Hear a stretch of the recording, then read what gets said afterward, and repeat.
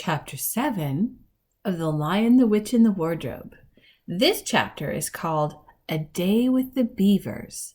The last time we were in Narnia together, we found out that Mr. Tumnus had been taken by the White Witch, and the four children were not sure what to do, but they knew that it was their fault that he had been taken, and they felt like they should do something. And then a robin, whom Lucy thought might be wanting to talk to them, a robin came and led them into the woods, and that's where we left off. So we'll pick it up there, and we'll find out today, can the children save Mr. Tumnus? Let's find out. A Day with the Beavers. While the two boys were whispering behind, both the girls suddenly cried, "Oh!" and stopped. "The robin!" cried Lucy. "The robin! It's flown away!" And so it had, right out of sight. "And now what are we to do?" said Edmund, giving Peter a look which was as much to say, "What did I tell you?" "Shh! Look," said Susan. "What?" said Peter. "There's something moving among the trees over there to the left." They all stared as hard as they could, and no one felt very comfortable. "There it goes again," said Susan presently. "I saw it that time too," said Peter. "It's still there. It's just gone behind that big tree." "What is it?" asked Lucy, trying very hard not to sound nervous. "Whatever it is," said Peter, "it's dodging us. It's something that doesn't want to be seen." "Let's go home," said Susan. And then, though nobody said it out loud, everyone suddenly realized the same fact that Edmund had whispered to Peter at the end of the last chapter. They were lost. "What's it like?" said Lucy. It's a kind of animal," said Susan. And then look, quick, there it is. They all saw it this time, a whiskered, furry face which had looked out at them from behind a tree. But this time it didn't immediately draw back. Instead, the animal put its paw against its mouth, just as humans put their finger on their lips when they are signaling you to be quiet. Then it disappeared again. The children all stood holding their breath. A moment later, the stranger came out from behind the tree, glanced all around as if it were afraid someone was watching, and said, "Hush!"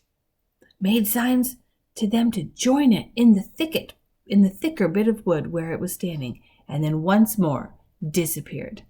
"I know what it is," said Peter. "It's a beaver. I saw the tail." "It wants us to go to it," said Susan, "and it is warning us not to make a noise." "I know," said Peter. "The question is, are we to go to it or not? What do you think, Lou?" "I think it's a nice beaver," said Lucy. "Yes, but how do we know?" said Edmund.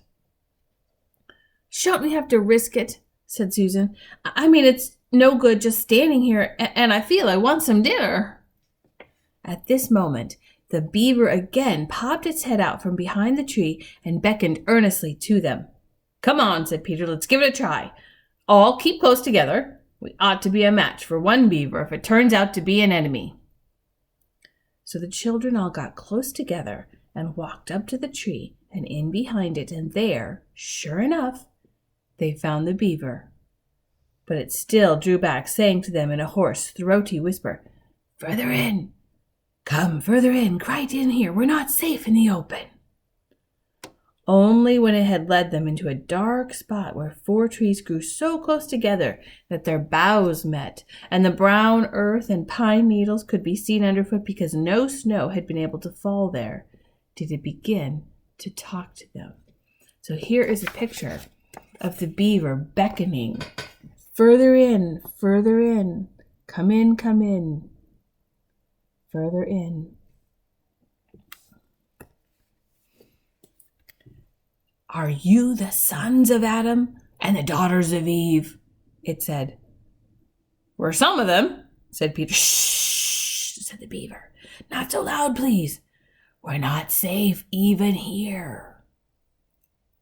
Why, who are you afraid of? Said Peter. There's no one here but ourselves. There are the trees, said the beaver. They're always listening. Most of them are on our side, but there are trees that would betray us to her. You know who I mean. And it nodded its head several times. Well, if it comes to taking risks, taking sides, said Edmund, how do we know you're a friend?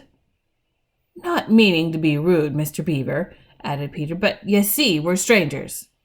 Quite right, said the beaver. Here is my token. With these words, it held up to them a little white object. They all looked at it in surprise, till suddenly Lucy said, Oh, of course it's my handkerchief, the one I gave to poor Mr. Tumnus. That's right, said the beaver. Poor fellow, he got wind of the arrest before it actually happened and handed this over to me. He said that if anything happened to him, I must meet you here and take you on to... Here the beaver's voice sank into silence, and it gave one or two very mysterious nods. Then, signaling to the children to stand as close around it as they possibly could, so that their faces were actually tickled by its whiskers, it added in a low whisper, They say Aslan is on the move. Perhaps has already landed. And now a very curious thing happened. None of the children knew who Aslan was any more than you do. But the moment the beaver had spoken these words, everyone felt quite different.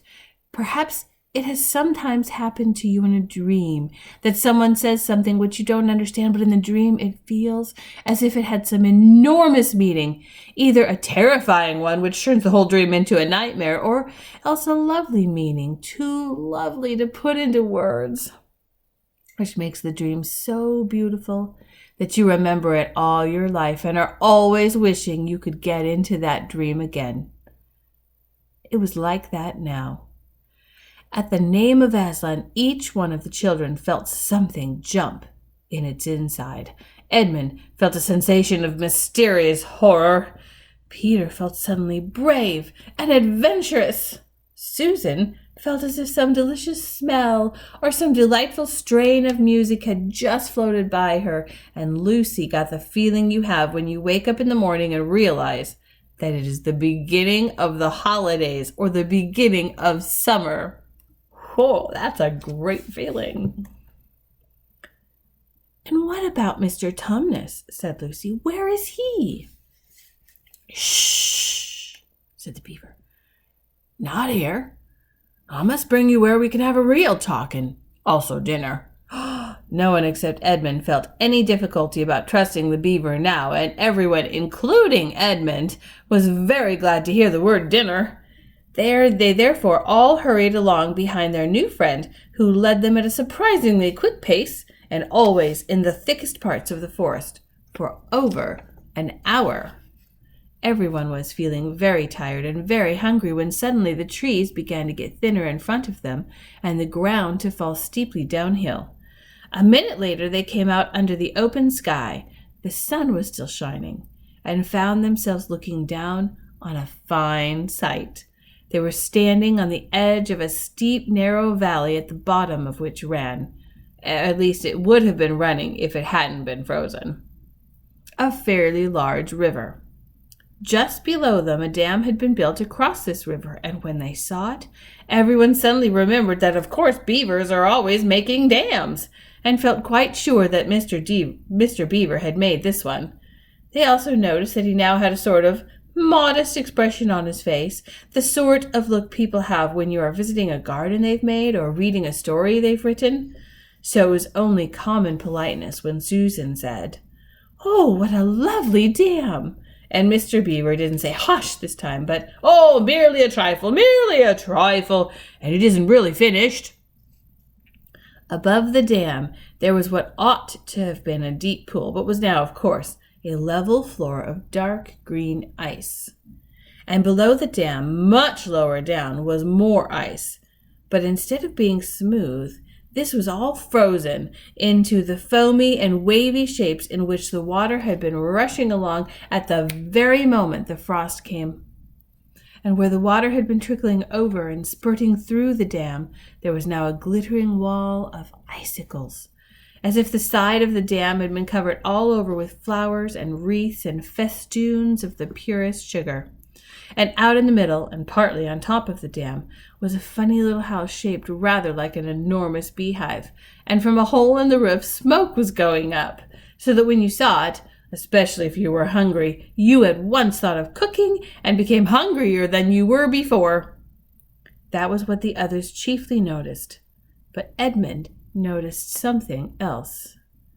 A little lower down the river, there was another small river which came down another small valley to join it, and looking up that valley, Edmund could see two small hills, and he was almost sure they were the two hills which the White Witch had pointed out to him when he parted from her at the lamp-post that other day. And then between them he thought must be her palace, only a mile off or less, and he thought about Turkish delight and about being a king, and I wonder how Peter will like that, he asked himself, and horrible ideas came into his head.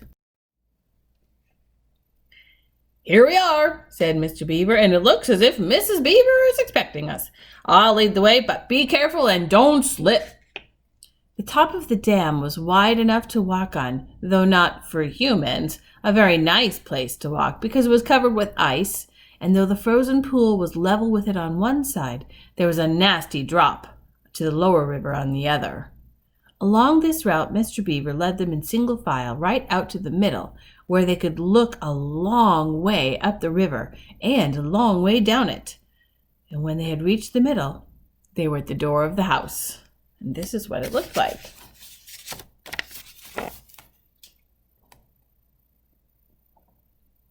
I just love these illustrations. "Here we are, Mrs. Beaver," said Mr. Beaver. "I've found them. Here are the sons and daughters of Adam and Eve." And they all went in.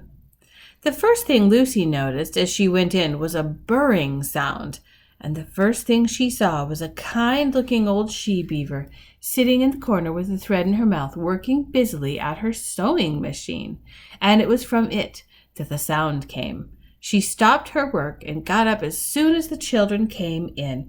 "So you've come at last," she said, holding out both her wrinkled old paws. "At last! To think that ever I should see this day. The potatoes are on boiling and the kettle's singing, and I dare say, Mr. Beaver, you'll get us some fish." "That I will," said Mr. Beaver, and he went out of the house. Peter went with him, and across the ice of the deep pool to where he had a little hole in the ice which he kept open every day with his hatchet. They took a pail with them. Mr. Beaver sat down quietly at the edge of the hole. He didn't seem to mind it being so chilly. Looked hard into it, and then suddenly shot in his paw, and before you could say Jack Robinson had whisked out a beautiful trout. Then he did it all over again until they had a fine catch of fish. You know, it's so interesting that these beavers live just like humans. So one of the things that C.S. Lewis is doing is he is using personification. Personification is when you give non-human things human characteristics, and these beavers are totally personified. They're like little humans. Meanwhile, the girls were helping Mrs. Beaver to fill the kettle and lay the table and cut the bread and put the plates in the oven to heat and draw a huge jug of beer for Mr. Beaver from a barrel which stood in one corner of the house, and to put on the frying pan and get the dripping hot. Lucy thought the beavers had a very snug little home, though it was not at all like Mr. Tumnus's cave. There were no books or pictures, and instead of beds there were bunks, like on board a ship, built into the wall. And there were hams and strings of onions hanging from the roof, and against the walls were gumboots and oilskins and hatchets and pairs of shears and spades and trowels and things for carrying mortar in, and fishing rods and fishing nets and sacks. And the cloth on the table, though very clean, was very rough. Just as the frying pan was nicely hissing, Peter and Mr. Beaver came in with the fish, which Mr. Beaver had already opened with his knife and cleaned out in the open air. You can think how good the new-caught fish smelled while they were frying, and how the hungry children longed for them to be done, and how very much hungrier still they had come before Mr. Beaver said, "Now we're nearly ready." Susan drained the potatoes and then put them all back in the empty pot to dry on the side of the range, while Lucy was helping Mrs. Beaver to dish up the trout, so that in a very few minutes everyone was drawing up their stools. It was all three-legged stools in the Beavers' house, except for Mrs. Beaver's own special rocking chair beside the fire, and preparing to enjoy themselves. There was a jug of creamy milk for the children. Mr. Beaver stuck to beer, and a great big lump of deep yellow butter in the middle of the table, from which everyone took as much as he wanted to go with his potatoes. And all the children thought, and I agree with them, that there's nothing to beat good freshwater fish if you eat it when it has been alive half an hour ago and has come out of the pan half a minute ago.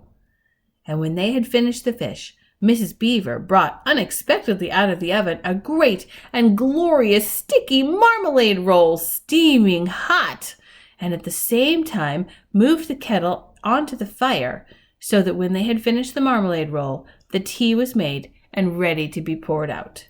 And when each person had got his or her cup of tea, each person shoved back his or her stool, so as to be able to lean against the wall, and gave a long sigh of contentment. "And now," said Mr. Beaver, pushing away his empty beer mug and pulling his cup of tea toward him, "if you'll just wait till I've got my pipe lit up and going nicely, why, now we can get to business." So here is what that scene looks like.